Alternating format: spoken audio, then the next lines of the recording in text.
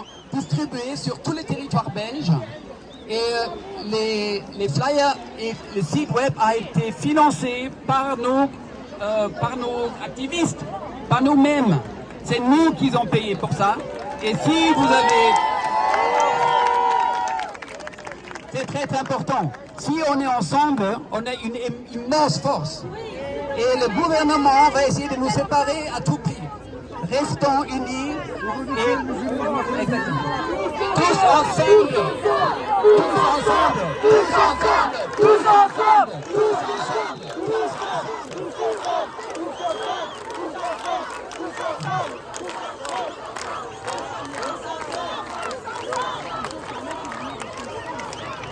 Nous avons un moment ici qui me rappelle la marche blanche.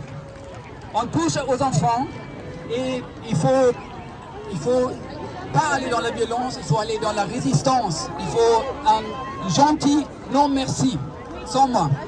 Et la résistance commence chez chacun, donc restez ferme.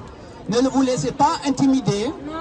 Et dites non. Reste à la maison. Il y a des papiers, il y a des façons. Donc je vous invite de rester ferme et de ne pas vous laisser intimider.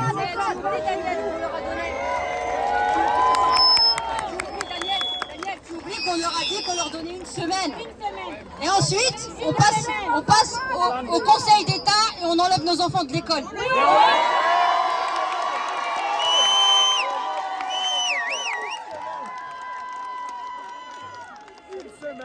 Alors, il y a un point important. Démocratie participative n'est pas neutre. Nous sommes non partisans. Nous sommes ni de gauche ni de droite.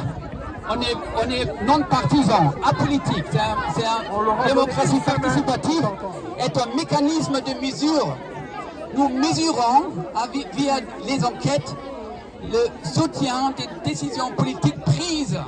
Et si le soutien n'est pas là, on va vers les députés, on dit excusez-nous, la population est contre, alors votez contre. Normalement, une démocratie fonctionne comme ça. Tu vas, le jour de l'élection, tu votes, tu as un représentant qui va au Parlement pour toi, et à ce moment-là, il a son mandat, il doit respecter la volonté du peuple.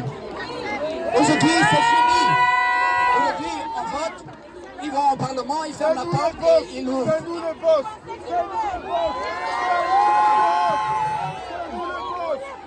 Alors, démocratie participative s'est penchée sur le dossier Evras et s'est concentrée sur les S de Evras. Le guide dans l'ensemble n'est pas si mauvais, mais les S c'est inacceptable. Et il faut le changer. Avant le vote au Parlement, nous avons remis les résultats préliminaires aux députés. 95% étaient contre, et je dis 97% en fait. Et je dis dans une lettre, on a demandé que les députés respectent la décision des citoyens et ils votent contre. Presque à unanimité, ils votaient pour. Ça va pas. Ensuite, nous avons envoyé une lettre à Caroline Désir, à Christine Montréal et au Premier ministre. Et le jour après, on a vu à la télévision M. De Croo dire « Je recule pas un centimètre ». Ça, c'est inacceptable. Donc, il faut dialoguer.